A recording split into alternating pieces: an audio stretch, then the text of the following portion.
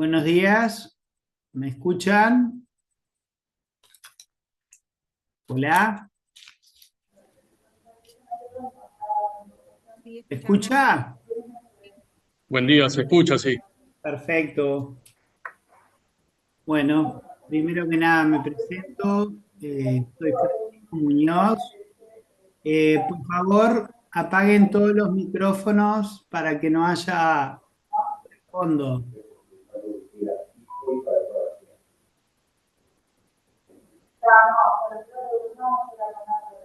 A ver,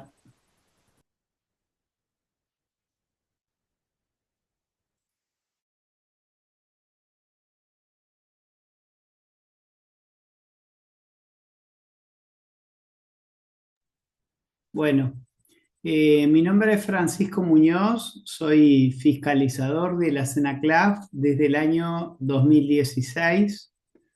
Eh, la capacitación de hoy eh, tiene su historia que quiero un poco explicarles. Hace 2 meses atrás hicimos una capacitación a las organizaciones sin fines de lucro, en donde básicamente explicamos el cumplimiento de las obligaciones genéricas, después analizamos lo que era el análisis de riesgo, lo que era la debida diligencia, que está muy relacionada con el análisis de riesgo. Eh, Después vimos brevemente lo que era el procedimiento administrativo fiscalizatorio y por último debemos haber visto las sanciones en caso de una fiscalización y de que hayan incumplimientos. La idea que nos quedó después de hacer esa capacitación es, bueno, explicamos eh, todo esto, pero ¿qué realmente puede aplicar a nivel práctico el sujeto obligado? Y entonces decidimos hacer una capacitación 100% práctica, que sea realmente útil, porque no es que lo que hayamos dicho hace 2 meses no sea útil, fue muy útil, pero implica manejarse con conceptos más teóricos de la temática, es decir, se basa en la normativa y cuál es la interpretación que hay que hacerla, bajar esa normativa que a veces es árida de leer a una forma más entendible. Pero nosotros decidimos, vamos a bajar algo más práctico, que vean bien cómo es esto que se hace del análisis de riesgo y la debida diligencia, que eh, el caso práctico que vamos a exponer hoy es un caso inventado en donde nosotros nos vamos a poner en su lugar como si fuéramos los oficiales de cumplimiento de la organización sin fines de lucro y fuéramos haciendo todo el razonamiento de cómo hacemos un análisis de riesgo, cómo el formulario por escrito de ese análisis de riesgo con la conclusión a la que llegamos y por qué llegamos a ella, y después ver cómo llenamos los formularios de debida diligencia correctamente y la documentación ampliatoria que le pedimos al, en este caso usamos la palabra de cliente, en el caso de las organizaciones sin fines de lucro a veces rechina un poco el concepto de cliente. El tema está que la normativa está hecha por otro tipo de sujetos obligados en los otros capítulos. El capítulo de organizaciones sin fines de lucro es excesivamente heterogéneo y es difícil englobar todas las situaciones en un mismo paquete.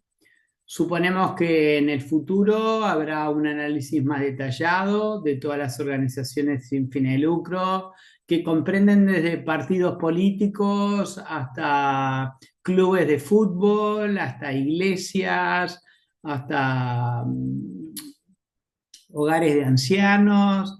O sea, el mundo de las organizaciones sin fines de lucro es tan heterogéneo que es muy difícil unirlas todas en un sector.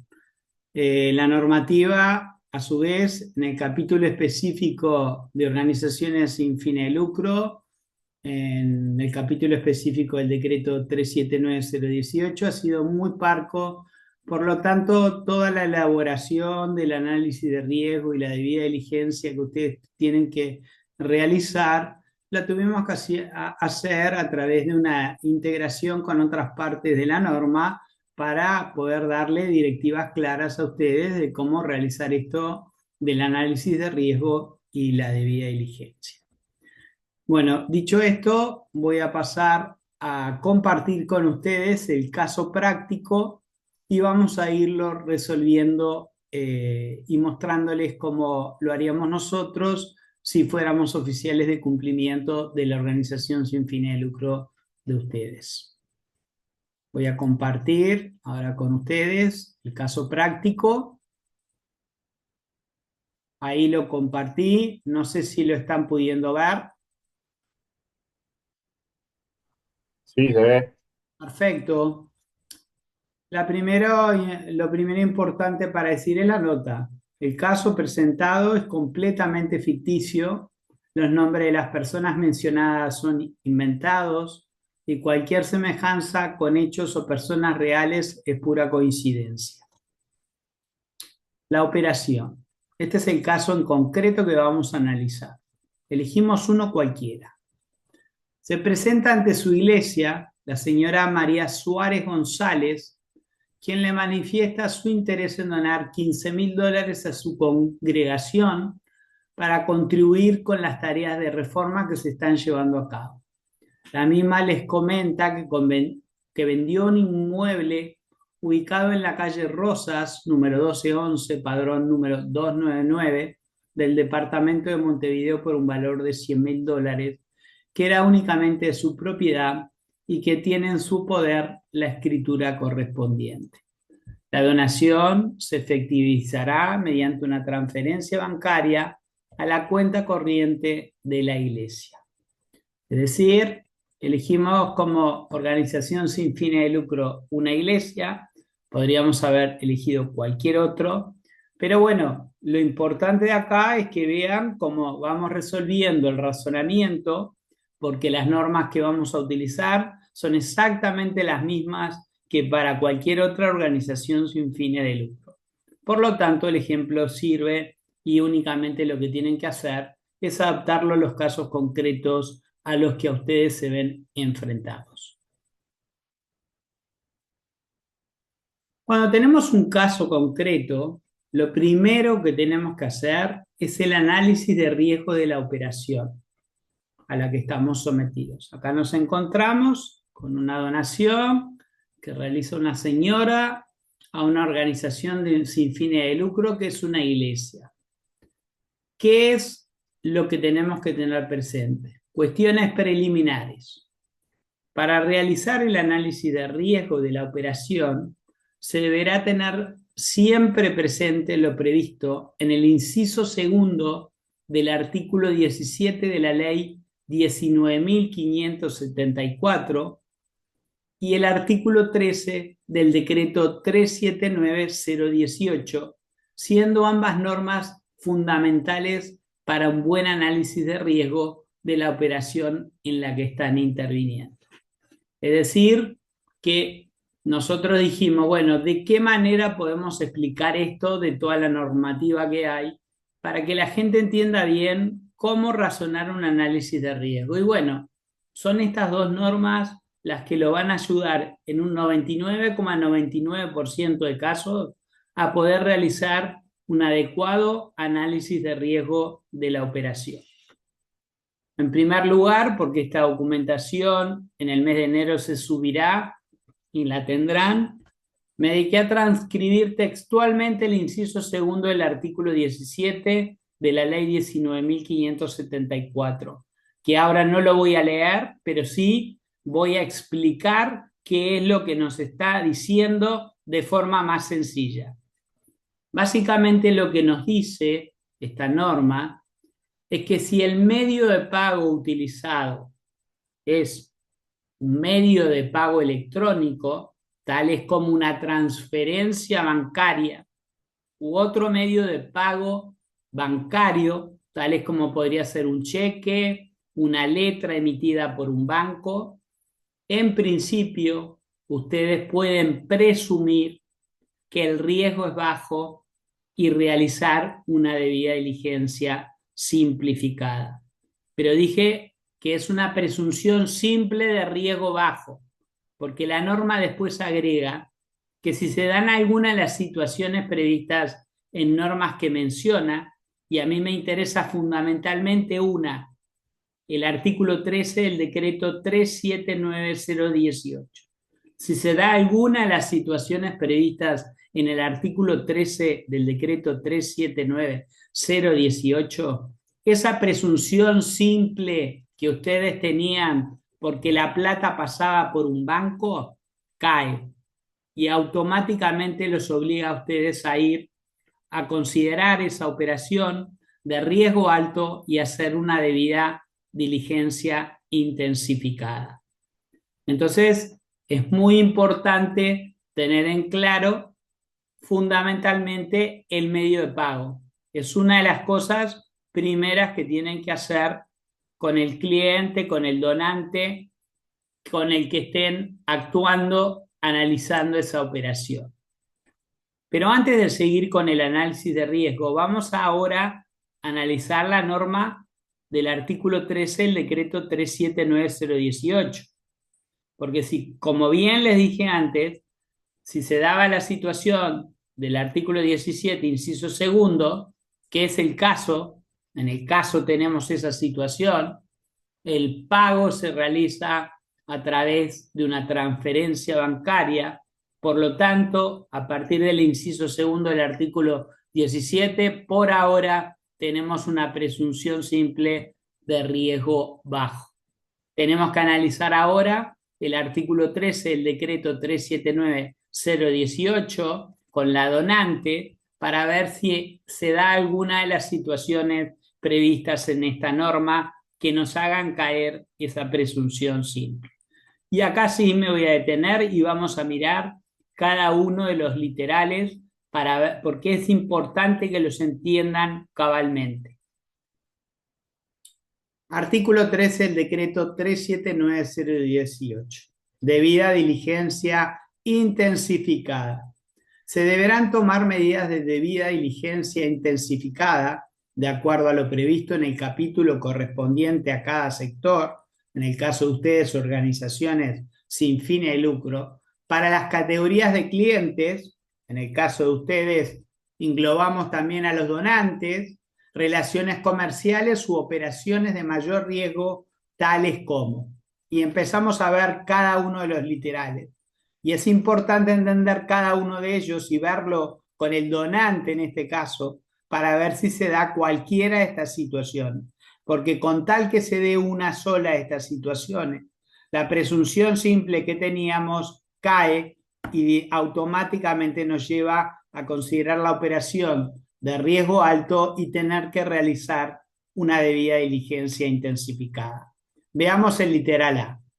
Relaciones comerciales y operaciones con clientes no residentes que provengan de países que no son miembros del Grupo de Acción Financiera Internacional o de alguno de los grupos regionales similares de similar naturaleza, tales como Gafilat, que es el para América Latina, es Gafilat, Gafic, que es para América Central, Menafat, APG, y esos son los distintos grupos regionales que existen en el mundo que están relacionados con Gafi, o de países que estén siendo objeto de medidas especiales por parte de estos grupos de Gafi o de los grupos Gafi regionales por no aplicar las recomendaciones de Gafi o no aplicarlas suficientemente.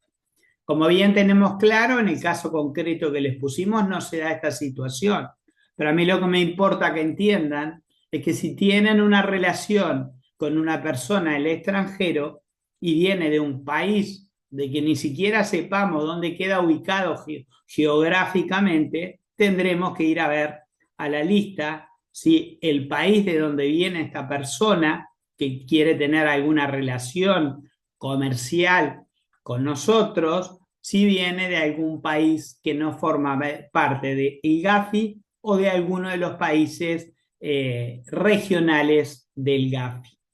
O si formando parte de alguno de estos países, el país en concreto está sometido a medidas especiales o recomendaciones del Gafi por no aplicar suficientemente las medidas. Porque cada uno de los países que forman parte del Gafi son cada determinada cantidad de años fiscalizados por el Gafi. El Uruguay lo fue hace algunos años atrás y salimos raspando ahí.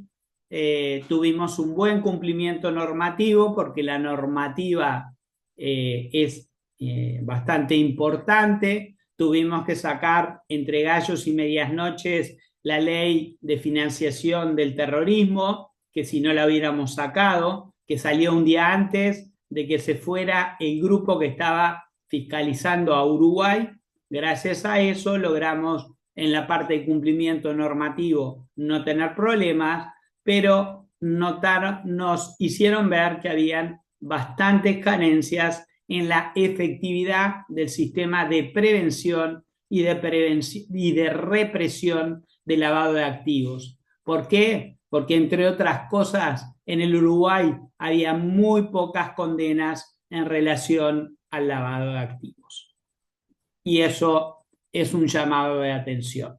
Quiere decir que el sistema de prevención y represión no está funcionando todo lo bien que debería funcionar. Porque la idea que tenemos que tener bien claro es que a través del Uruguay también se lava activos. Esto no es algo que pasa en otros países y nosotros estamos exentos. Hay muchos casos que han pasado en las últimas décadas que muestran claramente que la criminalidad organizada también utiliza Uruguay para lavar activos. Y por lo tanto, el sistema tiene que funcionar bien para tratar de evitar que los que cometen crímenes y quieren lavar las ganancias que provienen del crimen no utilicen Uruguay para lavar activos. B. Relaciones comerciales y operaciones con clientes no residentes que provengan de países sujetos a sanciones o contramedidas financieras emitidas por organismos como el Consejo de Seguridad de Naciones Unidas. La lista de estos países no es muy extensa, son muy pocos. Se me vendrá en este momento a la cabeza Corea del Norte. No es común, es absolutamente muy poco probable, o diría yo imposible, que tengan una relación comercial con alguien de Corea del Norte, pero tengan presente que hay algunos otros países que forman parte de esta lista de países sancionados por el Consejo de Seguridad.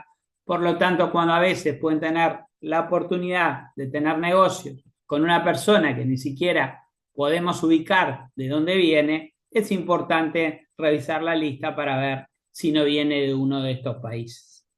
C. Relaciones comerciales y operaciones con personas físicas o jurídicas residentes, domiciliadas, constituidas o ubicadas en países, jurisdicciones o regímenes especiales de baja o nula tributación, de acuerdo con la lista que emite la Dirección General Impositiva. Los países de baja o nula tributación son más conocidos como países bond y coloquialmente son más conocidos como paraísos fiscales. La Dirección General Impositiva hace todos los años una nueva lista donde agrega o quita países que están incluidos en esta lista. Lo que nosotros hacemos es ir a buscar esta lista a la página web de la DGI y subirla a la página web de la Senaclab, para que ustedes tengan en nuestra página todas estas listas y el trabajo de análisis de riesgo y debida diligencia les sea a ustedes más sencillo. Literal D. Operaciones que no impliquen la presencia física de las partes o de quienes los representen. Esto a ustedes se les podría dar eventualmente que puedan entrar en conexión con alguna persona física o jurídica del extranjero que no venga al Uruguay y establecerse algún tipo de contacto y que se lleven a realizar operaciones en donde no haya presencia física de las partes ni de los representantes. Puede ser no muy común, pero les pongo como caso el sector de zonas francas, en donde la mayoría de los clientes de ese sector son del extranjero y muchas veces los negocios se cierran por teléfono, por videollamadas y no hay presencia de las partes.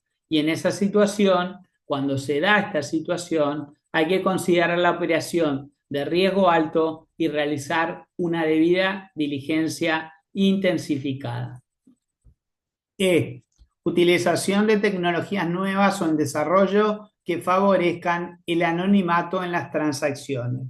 ¿A qué se está refiriendo acá la norma en este literal? Se está refiriendo básicamente a los criptoactivos o criptomonedas. Cualquier situación comercial, cualquier relación en donde haya presencia de criptoactivos o criptomonedas, automáticamente es una situación de riesgo alto y da lugar a una debida diligencia intensificada.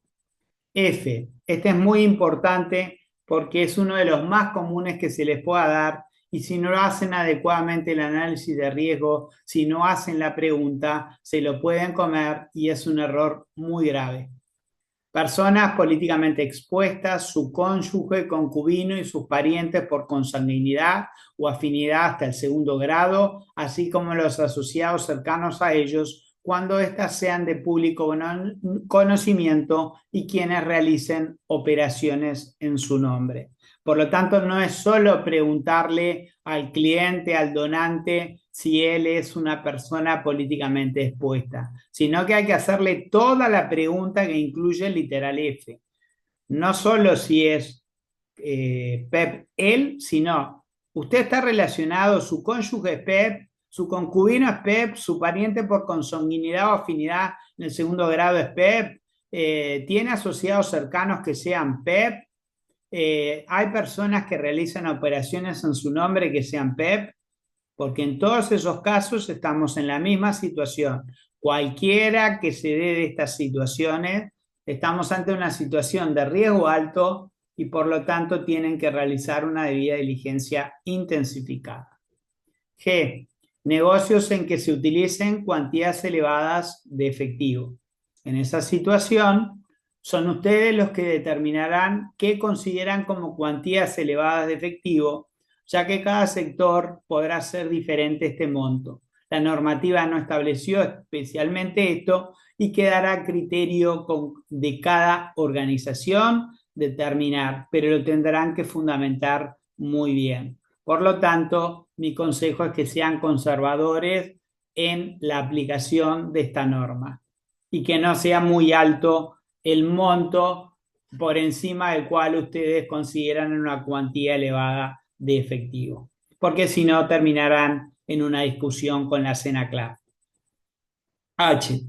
Personas jurídicas con acciones al portador en caso que existan dificultades para identificar al beneficiario final a través de información incluida en un registro oficial. En el Uruguay este problema, si la empresa, la persona jurídica es uruguaya, no lo tenemos. ¿Por qué? Porque por la ley 18.930 y la ley 19.484, toda persona jurídica constituida en el Uruguay tiene que dar cumplimiento a estas normativas, por lo tanto tiene que presentar la declaración ante el Banco Central del Uruguay. Ustedes piden ese documento y de ahí surge claramente determinado, aunque existe una cadena enorme de empresas en el medio, al final quiénes son los beneficiarios finales de esa persona jurídica. El problema lo pueden tener si la persona jurídica es del exterior y tienen que determinar el beneficiario final.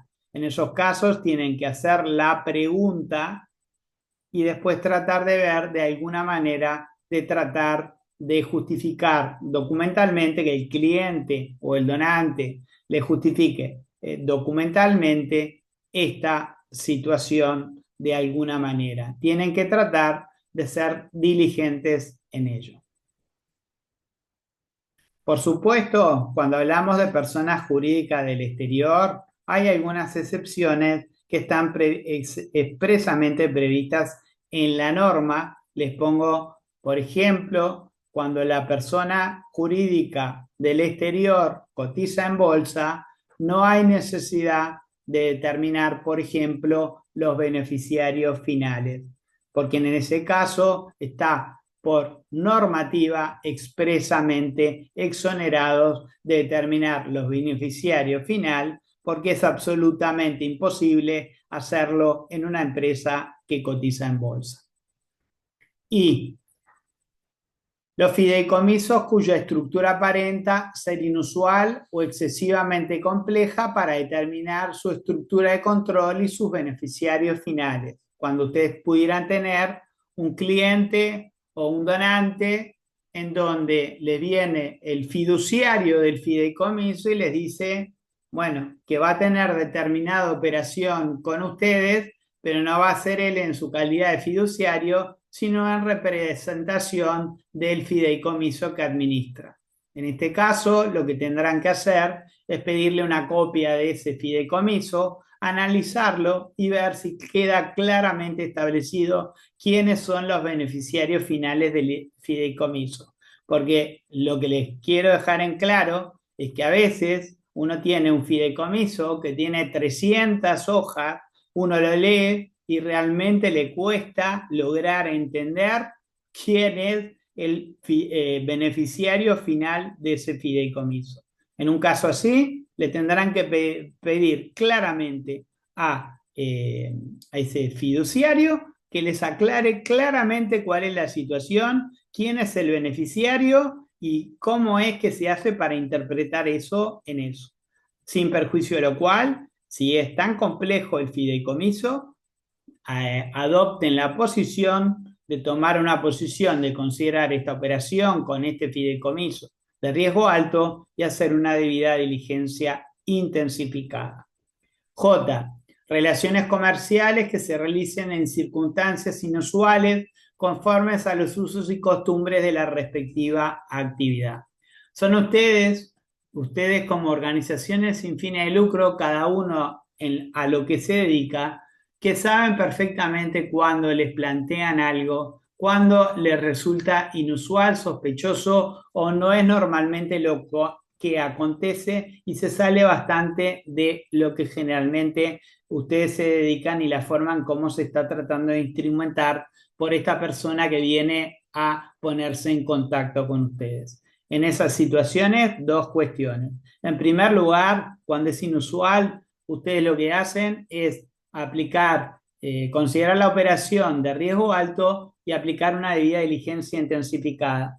Pero todo aquello que ustedes no terminen de entender cabalmente el planteo complejo que les están haciendo, ustedes tienen que preguntar hasta que no quede ningún cabo suelto.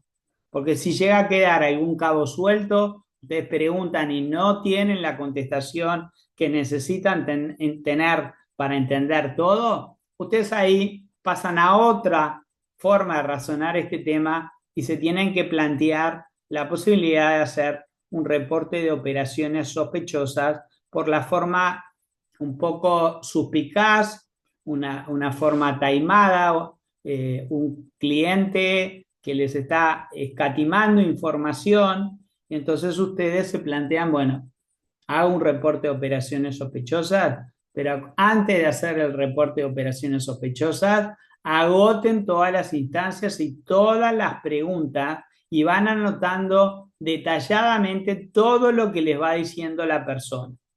Y si aún así quedan cabos sueltas, bueno, les conviene hacer el reporte de operaciones sospechosas, porque más vale no correr riesgos. El día de mañana eso puede salir en una primera plana de un diario, esa persona jurídica, y terminan ustedes vinculados y no solo pasa a ser un problema en donde seguramente los organismos del Estado los vayan a buscar, tanto los organismos preventivos como nosotros, sino organismos represivos y también está la posibilidad de un riesgo reputacional para ustedes. Por lo tanto, sean cuidadosos en esto y cuando algo les llame la atención, hacen todas las preguntas. Y si no quedan todas contestadas o si ven que actúa de una forma sospechosa, no duden de hacer el reporte de operaciones sospechosas ante la Unidad de Información y Análisis Financiero del Banco Central, porque eso es lo que en el día de mañana los va a salvar a ustedes. K. Otras situaciones que conforme al análisis de riesgo elaborado por el sujeto obligado resulten ser de mayor riesgo y por tanto requieran la aplicación de medidas de debida diligencia intensificada. Como les dije, con estas dos normas, con el artículo 17, inciso segundo, de la ley 19.574 y el artículo 13 del decreto 379-018, están ustedes en condiciones de hacer un análisis de riesgo en el 99,99% de los casos. Entonces vamos a ver, vimos las normas que son fundamentales para hacer esto. Vamos a ver cómo resolvemos el caso ahora. En virtud de lo dispuesto en el inciso segundo del artículo 17 de la ley 19.574, la primera pregunta que le tiene que realizar a su cliente es la siguiente: ¿cómo se va a aportar los fondos en esta operación? Siguiendo con el caso ficticio planteado, objeto de este taller, su donante les manifiesta que el dinero lo aportará íntegramente la señora María Suárez González y que el medio de pago a utilizar será transferencia bancaria desde la cuenta número 181818 del Banco República, de la que es única titular. Por lo tanto, a ver, en la letra era la misma persona, María Suárez González y María Suárez González. La letra, el caso, estamos viendo de que quien está aportando los fondos es la propia persona que va a realizar la donación, es por transferencia bancaria y la cuenta es de ella. Nos está dando datos muy útiles. Sobre todo es importante también, no tanto para el análisis de riesgo, sino para determinar a quién ustedes le tienen que hacer la debida diligencia, lo que nos dice que la transferencia bancaria sale de una cuenta de ella. ¿Por qué digo que es importante? Porque hay una norma que es la que sigue al inciso segundo de la ley 19.574, del artículo 17 de la ley 19.574, que es el inciso tercero, y que también es muy importante tenerlo presente. Que dice básicamente esta norma, lo que dice es que cuando el ordenante de pago en una transferencia bancaria es una persona diferente, en este caso al donante, al cliente, se le debe realizar la debida diligencia íntegra a esta tercera persona. No es el caso, pero les voy a decir mi experiencia. Me ha pasado muchas veces de fiscalizar a sujetos obligados, por ejemplo, escribanos, y cuando analizo la escritura de compraventa y miro la cláusula de precio, me surge que hubo una transferencia de la cuenta tal a la cuenta tal. Llamo al escribano y le pregunto, dígame una cosa, ¿salió de una cuenta de la que usted es titular? Y me contesta, no. Llamo al escribano y le pregunto, ¿salió de una cuenta del comprador? Y el escribano me dice, no, no salió de una cuenta del comprador, salió de una cuenta de su tío, de su padre, de una empresa, pero no de él. ¿Y usted le hizo la debida diligencia a ese tercero? No, yo pensé que solo le tenía que hacer la debida diligencia a mi cliente. Entonces le digo, no, usted cometió el error de no tomar en cuenta lo que dispone el inciso tercero del artículo 17 de la ley 19.574. Por lo tanto, usted no dio cumplimiento a nada en relación a esta persona. Y eso es un error grave. ¿Por qué? Porque va a tener una cantidad de incumplimientos. Por lo tanto, seguramente ese expediente termine con una sanción y seguramente la sanción sea una multa. Por lo tanto, para hacer el análisis de riesgo son importantes dos normas. El inciso segundo del artículo 17 de la ley 19.574 y el artículo 13 del decreto 379018. Pero para determinar a quienes le tenemos que hacer la debida diligencia, es también muy importante analizar el inciso tercero del artículo 17 de la ley 19.524, porque muchos sujetos obligados se comen esto y cometen un error que tiene consecuencias graves. Entonces, ténganlo muy en cuenta para no cometer este error. A partir de estos datos, ¿qué valoraciones preliminares pueden realizar ustedes? En virtud de lo dispuesto en el inciso segundo del artículo 17 de la ley 19.574, como el aporte se va a realizar mediante transferencia bancaria, se estaría en principio en condiciones de aplicar la presunción simple de riesgo bajo prevista por el inciso segundo del artículo 17 de la ley 19.574, aplicando por ende procedimientos de debida diligencia simplificada, salvo que existiera algún otro elemento que haga aumentar el riesgo o que se den alguna de las hipótesis previstas en el artículo 13 del decreto 379018. Esto es lo primero que, de acuerdo al caso y lo que tenemos, contrastándolo con lo que dice el inciso segundo del artículo 17, podemos decir: ¿a quién se le debe realizar la debida diligencia? Se le debe realizar la debida diligencia a su donante, señora María Suárez González. Acá, por suerte, no se nos daba la situación del inciso tercero del artículo 17 de la ley 19.574.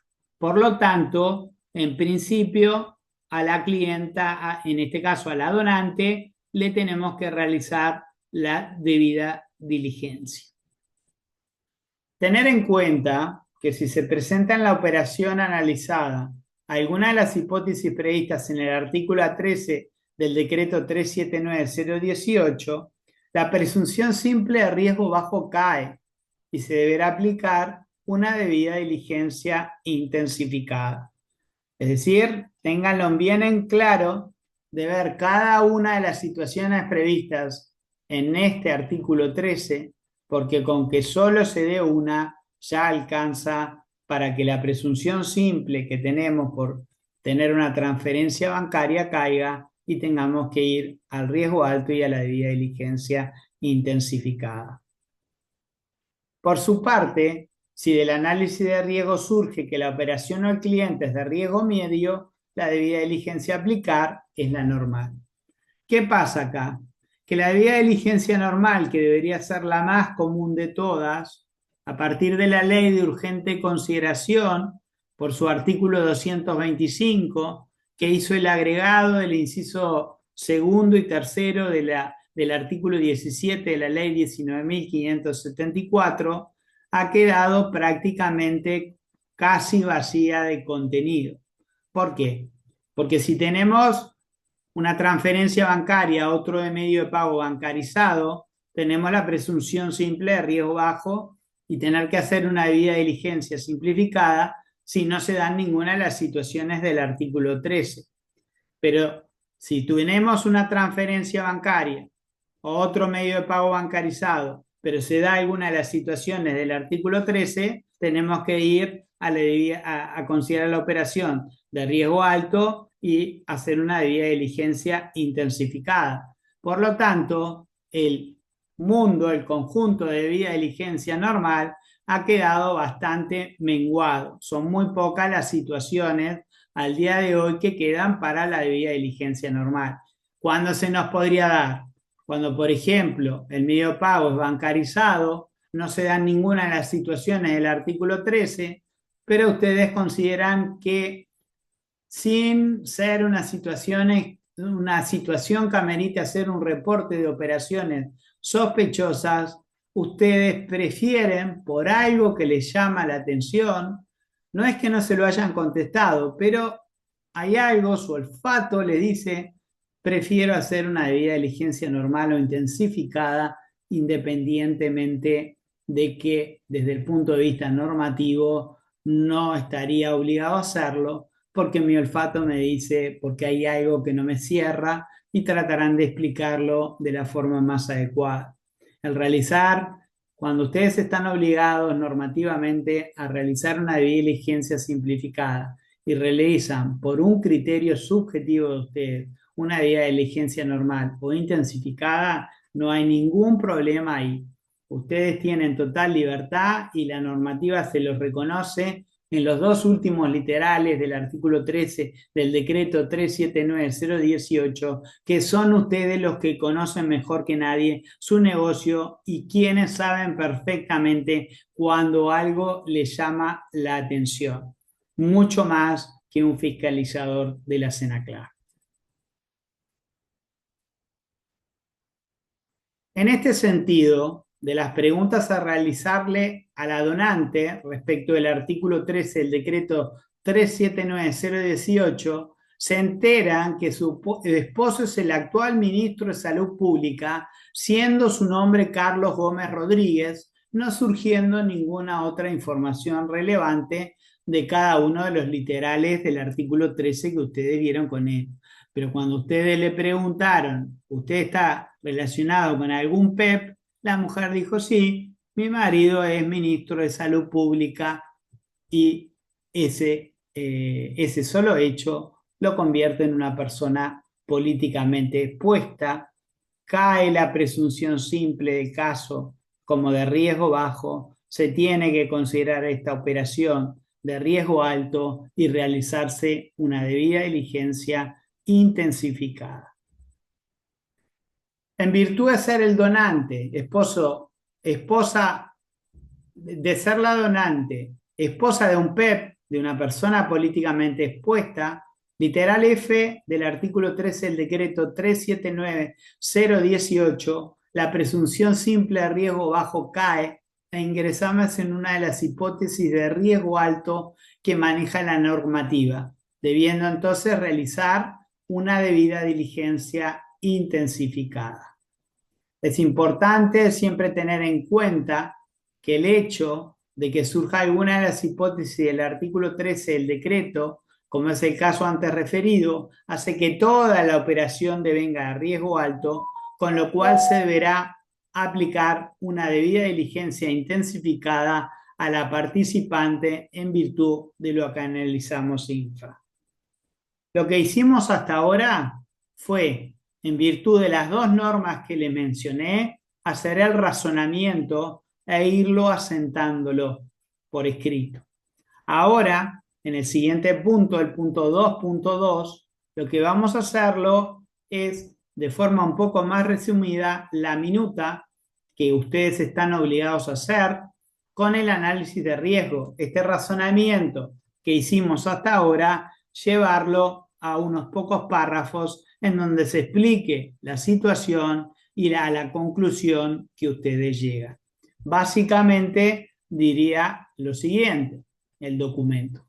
Se trata de una donación de $15.000 mediante transferencia bancaria, cuyo origen de fondos es la venta de un bien inmueble, cito en la localidad catastral Montevideo, padrón número 299, cuya propietaria era la señora María Suárez González, realizándose el aporte a través de transferencia bancaria desde su cuenta del BRO. En virtud de lo manifestado en el párrafo anterior, se puede presumir que se trata de una operación de riesgo bajo y por lo tanto se podría realizar una debida diligencia simplificada en virtud de lo dispuesto por el inciso segundo del artículo 17 de la ley 19.574, siempre que no se den ninguna de las hipótesis que elevan el riesgo previstas en el artículo 13 del decreto 379-018. Para ello, se analiza si se da alguna de las situaciones previstas en el artículo 13 del decreto 379018 y del relevamiento surge que la donante es esposa del ministro de Salud Pública, Carlos Gómez Rodríguez, por lo que la presunción simple de riesgo bajo cae, pasando a ser la operación de riesgo alto, debiendo por ende aplicar una debida diligencia intensificada.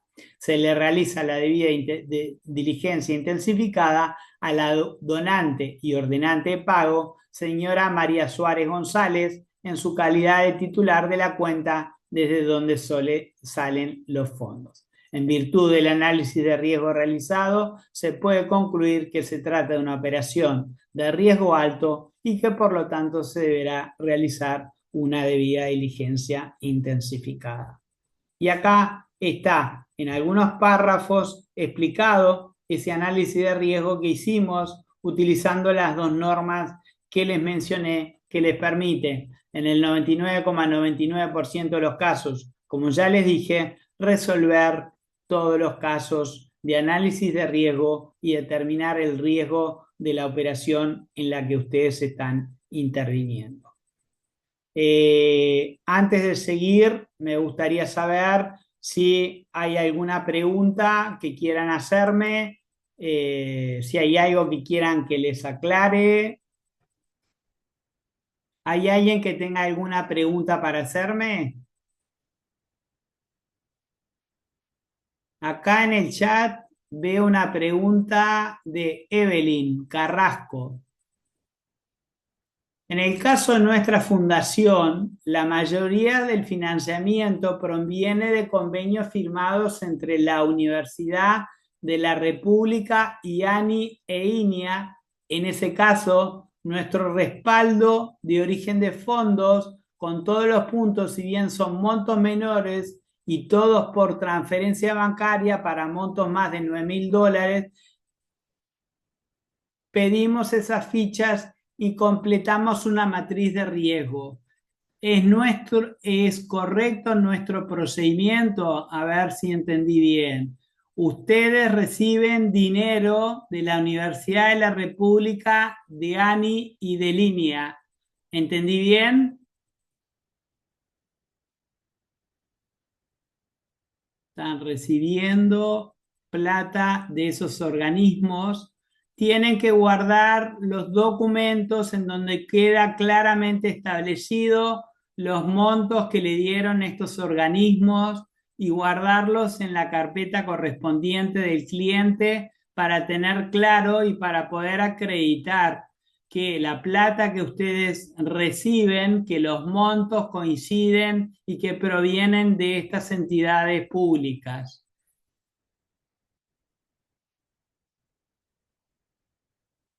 En cuanto a, básicamente, van viendo punto por punto de los formularios que vamos viendo, pero en estos casos que se da situación que se recibe plata del Estado, es todo más sencillo. Creo que lo más importante, en mi opinión, en estos casos, es tener los documentos que acreditan de que esas organizaciones llegaron a algún convenio con ustedes y el documento que acredita que la plata, qué plata fue la que se les transfirió.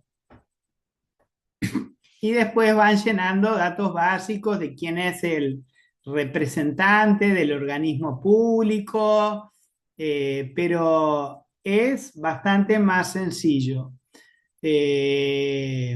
Porque acá está interviniendo el Estado. En el caso con el Estado, la normativa ha sido todavía más parca. Hay un artículo, en este caso lo que voy a decir está relacionado con la debida diligencia que tienen que hacer los organismos públicos, que dice que se reglamentará y ni siquiera está reglamentado. Entonces muchas veces los propios organismos públicos no tienen claro lo que tienen que hacer, porque debería haber un decreto reglamentario que hubiera aclarado esta situación. Está previsto en el artículo 8 de la ley 19.574 y como no se reglamentó, bueno, genera bastantes dudas. En mi opinión, pero es solo mi opinión personal, cada uno de los organismos públicos debería hacer un manual de políticas y procedimientos de cómo proceder en cada una de las situaciones en que interviene y atenerse a ese manual de políticas y procedimientos que el propio organismo se hizo y aprobó su órgano directivo. Pero es solo una opinión personal. En realidad, lo correcto sería decir que debería hacerse un decreto reglamentario tal cual lo establece la ley. En cuanto a lo que tú planteas, lo otro que te quiero decir es que te conviene, para sacarte todas las dudas, es hacer una consulta a la Comisión de Consultas de la SENACLAF, que está formada por un equipo multidisciplinario de abogados, contadores y escribanos, que tú haces la consulta de tu situación concreta, explicás el caso, exponés tu opinión, seguís todos los criterios de cómo hay que hacer la consulta que surge en nuestra página web de SENACLAF, y esa comisión de consultas demora 2 o 3 semanas y te da una contestación que te va a servir, la guardás y utilizás el criterio que ellos te establecen y con eso estás respaldada. Con el caso de las organizaciones sin fines de lucro, la casuística es muy grande. No hemos fiscalizado demasiado, si bien hemos fiscalizado organizaciones sin fines de lucro, pero muchas veces solo cumplimiento de obligaciones genéricas y no, en muy pocos casos, análisis de riesgo y debida diligencia. Por lo tanto, muchas veces se nos generan dudas. No son un sector como el de los escribanos que hemos exhaustivamente fiscalizado y que obviamente conocemos ya prácticamente todos los casos. En el caso de organizaciones sin fines de lucro, a veces se nos hacen algunos planteos que realmente son difíciles de contestar, pero bueno, en esos casos lo importante es tener claro que ustedes tienen la comisión de consultas, que pueden hacer uso de ella y sacarse la duda explicando su situación y cómo tienen que manejarse. La capacitación de hoy básicamente a lo que va a un aspecto eminentemente práctico, no al analizar al universo de situaciones de cada uno de ustedes, que podríamos estar 5 horas porque son muchísimas las situaciones y de lo más diversificadas, porque son innumerables las actividades a las que se realizan. Pero sí, lo que nos importaba de la capacitación de hoy es que vean cómo nos manejamos, qué normas utilizamos, y eso es común a todos ustedes. Estas 2 normas que les dije para hacer el análisis de riesgo. Los formularios que vamos a ver ahora son los mismos para todos y vamos a ir viendo cómo se van llenando y que se llenan después de haber hecho el análisis de riesgo y como consecuencia de haber hecho el análisis de riesgo. ¿Hay alguna otra pregunta que me quieran hacer antes de continuar? Bueno, en ese caso vamos a seguir ahora con la parte que es de debida diligencia, que es absolutamente complementaria a la que vimos hasta ahora y necesaria. No puede haber una sin la otra. Y esto lo digo porque muchas veces pido el análisis de riesgo y la debida diligencia de algunas operaciones de un sujeto obligado no financiero y recibo solo la debida diligencia y no el análisis de riesgo. Y eso es un error grave. Tiene 2 consecuencias importantes para ustedes. La primera es que por no haber hecho el análisis de riesgo están incumpliendo lo dispuesto en el artículo 4 del decreto 379018. Por lo tanto, eso por sí solo puede dar lugar a la imposición de una sanción. Y en segundo lugar, si ustedes no hacen el análisis de riesgo, es decir, si no van analizando cada una de las situaciones previstas en el artículo 13 del decreto 379-018 se pueden comer, que resulta que la persona con la que están teniendo el negocio es una persona políticamente expuesta o está relacionado con una persona políticamente expuesta, hacen una debida diligencia normal, no toman en cuenta ese elemento y por haber cometido ese error seguramente terminen con una sanción de multa. Por lo tanto, es absolutamente fundamental hacer hincapié en que la debida diligencia es siempre posterior a un análisis de riesgo previo que se tiene que haber realizado. Acá hay una consulta. Una consulta, si hacemos la debida diligencia intensificado, ¿no es necesario el análisis de riesgo? ¿No? No, está equivocado el razonamiento. Siempre, siempre tienen que realizar el análisis de riesgo, porque eso es información fundamental. Ustedes tengan claro que el sistema de lucha contra el lavado de activos y financiamiento del terrorismo tiene dos patas fundamentales. Uno es la prevención del lavado de activos, que es donde estamos nosotros, donde está la CENACLAF. Y otro es la represión del lavado de activos, en donde actúan otros órganos del Estado.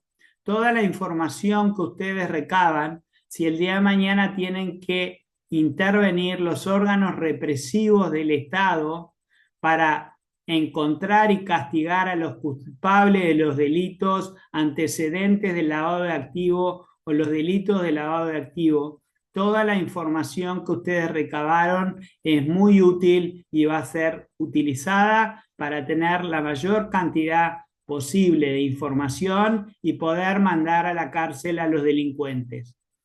Por lo tanto, siempre hay que hacer el análisis de riesgo. No, yo lo que voy a hacer es, siempre voy a hacer una debida diligencia intensificada, por lo tanto no hago el análisis de riesgo. No, si no haces el análisis de riesgo, estás violando el artículo 4 del decreto 379-018 y solo por eso estás en incumplimiento. Por lo tanto, tengan claro que siempre hay que hacer el análisis de riesgo, siempre.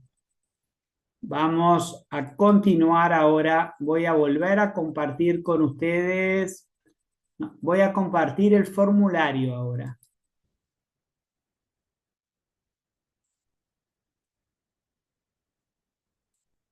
¿Están pudiendo ver el formulario? Sí, se ve. Sí, se Perfecto. ve. Bueno, como pueden ver, lo primero y más importante, en nuestra página web de CENACLAF hicimos estos formularios que son completos. Los formularios, la primera cuestión importante, no son obligatorios.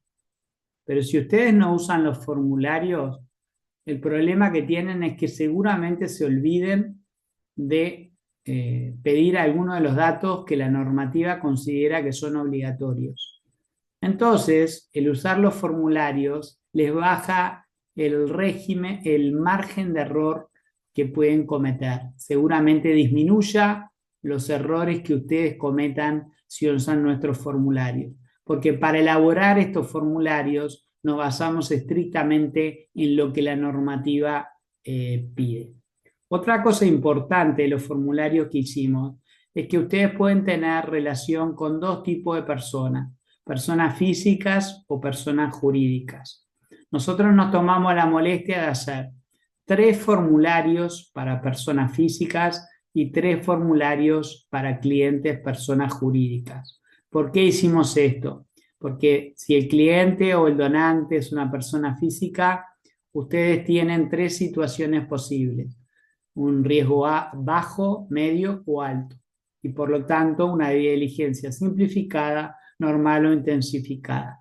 Lo mismo para un cliente o persona jurídica.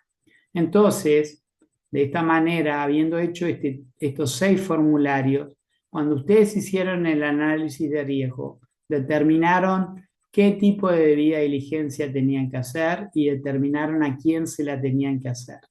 En el caso concreto que estamos analizando, era a una persona física que le teníamos que hacer únicamente a una, y también sabíamos que era una debida diligencia intensificada. Entonces, ¿qué hacen ustedes? Lo primero que hacen, van a nuestra página web de la SENACLAB, van a la pestaña de formularios, buscan el sector organizaciones sin fines de lucro y dentro de eso buscan el formulario para persona física debida diligencia intensificada. La ventaja que tienen que en este formulario está todo lo que la normativa pide que tienen que preguntar y que tienen que recabar para la persona física cuando tienen que hacer una debida diligencia intensificada. Vamos viendo cada una de los puntos de este formulario. En primer lugar, tienen que pedirle todos los datos tal cual están acá. Nombre y apellidos completos, fecha y lugar de nacimiento, documento de identidad, domicilio, estado civil, nombres y apellidos del cónyuge, profesión, oficio o actividad, propósito y naturaleza de la operación, donación para reformas. Ese era el propósito por lo cual la señora le donó a esta organización sin fines de lucro. ¿Actúa a nombre propio o actúa a nombre de un tercero? Y esta pregunta hay que hacerla, y muchas veces se olvidan de hacerlo, pero la normativa lo dice, por lo tanto tienen que actuar. La mujer contesta, no, actúa a nombre mío, la donación la hago yo porque yo quiero. Nadie me dijo que lo hiciera ni lo estoy haciendo por un tercero. Anotan y por lo tanto no completan los datos del tercero porque acá no hay ningún tercero. Pero la mujer les podría haber dicho, en realidad, sí, soy yo la que vengo a donar, pero lo hago porque me lo pidió que lo hiciera mi mamá. Bueno, entonces parece que acá hay un donante, pero hay alguien, está actuando por una tercera persona. Entonces acá lo que hacen es completar los datos de ella, pero también completan los datos de la madre. Completan todo, porque eso les dijo la persona que estaba actuando a nombre de otra persona, su mamá, su abuelita, quien le diga que sea por quien está actuando. Después vamos al punto 3, beneficiario final. ¿Usted es la beneficiaria final de la operación? Quien aporta los fondos. Cuando el concepto de beneficiario final, para cuando es un caso de persona física, es quien aporta los fondos. Les pongo un ejemplo muy gráfico. Cuando, por ejemplo, un papá, su hijo se va a casar y le quiere comprar el bien antes de que se case para que viva el hijo. Entonces viene el hijo y nos dice, voy a comprar un bien, pero en realidad no lo pago yo, me lo paga mi papá. Entonces, en esa situación, el cliente es uno, por el cual tenemos que hacer toda la debida diligencia, que es el hijo, pero el beneficiario final no es el hijo, es el padre. Y vamos a tener también que llenar un formulario por el padre y nos va a interesar sobre todo el origen de fondos del padre, de dónde sacó la plata el padre. Porque el hijo, cuando le preguntemos el origen de fondos, nos va a decir es una donación de mi papá. Eso no nos importa. Lo que realmente nos importa es que acá quien está apareciendo es un papá que está comprando y nos interesa ver de dónde sacó la plata el padre. Y le vamos a preguntar al padre, ¿de dónde sacó la plata usted? Y nos lo va a tener que explicar y nos los va a tener que acreditar documentalmente. No es el caso acá, beneficiario final es la señora que dona. Otra aclaración que les quiero hacer del beneficiario final, porque cuando hablamos de beneficiario final como persona física, ya les expliqué el ejemplo y creo que quedó muy claro, del padre y el hijo les quedó claro. ¿De quién aporta la plata? El tercero que aporta la plata. Pero en el caso de las personas jurídicas, el beneficiario final es quien está atrás de toda la cadena de empresas que puedan haber en el medio. O quién es el accionista si no hay una cadena de empresas, pero es una empresa. Y nos importa, por ejemplo, en el caso de las sociedades anónimas, quién es dueño del 15% como mínimo. Por lo tanto, si hay varias personas que son dueñas de un 15% más del capital accionario, eso es lo que nos va a importar. Cuando las empresas son uruguayas, Esto lo solucionamos fácilmente pidiéndoles que nos den los formularios que presentaron al Banco Central en cumplimiento de la Ley 18.930 y la Ley 19.484, porque ahí tuvieron que hacer claramente toda esta explicación y con eso solo nos alcanza. Pero cuando la empresa es del exterior, ahí tenemos que preguntarle y después tratar de alguna manera de acreditarlo, de realizar búsqueda para poder determinar que lo que nos está diciendo de quiénes son los beneficiarios finales sean realmente los beneficiarios finales. Sigamos con el caso. Origen de los fondos. Son fondos que provienen de la venta de un bien inmueble de mi propiedad. Bárbaro, él lo explicó. Después va a tener que acreditarlo documentalmente. Lo vamos a ver más adelante. Personas políticamente expuestas. ¿Usted es una persona políticamente expuesta? Nos dice no, yo no. ¿Alguna de las personas con las cuales usted vinculada es una persona políticamente expuesta? Y empezamos la lista. ¿Cónyuge? Sí, mi cónyuge. Carlos Gómez Rodríguez es el ministro de Salud Pública. Perfecto.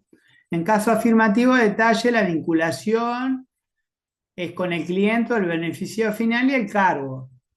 Es mi cónyuge, es cónyuge de la beneficiaria final, es cónyuge de la donante, porque la beneficiaria final acá y la donante es la misma, ya lo habíamos aclarado, por eso lo pusimos así. Después tenemos que acreditar la regularidad fiscal. La forma más sencilla de acreditar la regularidad fiscal es declarar que se está al día en el cumplimiento de las obligaciones tributarias, se hace la cruz y se le hace firmar enseguida a la persona. Firma la persona, María Suárez, el día, el 15 del 11 del 2024, y eso. Pero la normativa nos permite dar cumplimiento con esto en varias opciones. Presentar copias de declaraciones juradas presentadas ante la Administración Tributaria, presentar constancia emitida por la Administración Tributaria que establece estar al día con el cumplimiento de la obligación tributaria, el certificado único de DGI, supongo que se está refiriendo. Se presenta carta emitida por profesionales que asesoran en materia tributaria que dicen que está al día en el cumplimiento de sus obligaciones. La más sencilla es esta, es la que aplicamos en este caso. Después están las búsquedas. Está la lista del Consejo de Seguridad de Naciones Unidas. Realizan la búsqueda en fuentes públicas y privadas. En este caso elegimos Google. La fecha en que hicimos la búsqueda. Y la lista PEP de la CENACLAF, porque son uruguayos, por María Suárez González y por Carlos Gómez Rodríguez. De esta manera confirmamos si ella es PEP o no, que no nos va a salir porque ella no es PEP. Y confirmamos que él sí es PEP, tal cual nos había dicho ella. Y acá terminamos el formulario, completamos el formulario. Ahora, como les dije, muchas de las cosas que se dijeron en el formulario no es solo escribirlas, sino que hay que acreditarlas. Vamos a ver cuál es la documentación que hay que acreditar. Dejo de compartir este documento y vuelvo al anterior.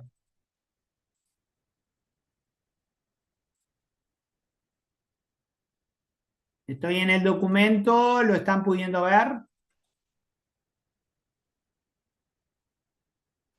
¿Se ve el documento? Sí, perfecto. Sí, se ve perfecto. Bárbaro. Entonces acá tenemos la documentación a agregar, aparte del formulario. Fotocopia de la cédula de identidad de María Suárez González.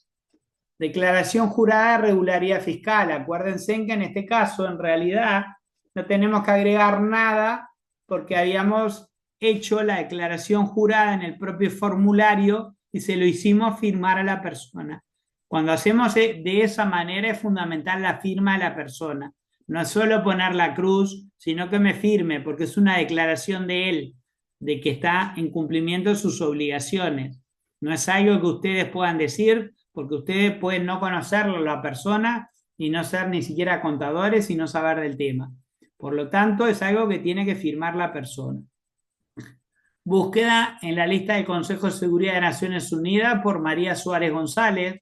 Búsqueda en fuentes públicas o privadas, por ejemplo Google, por María Suárez González. imprimen los formularios y que surja la fecha. Esto era 15/11/2024. Es en ese momento que tienen que hacer la búsqueda.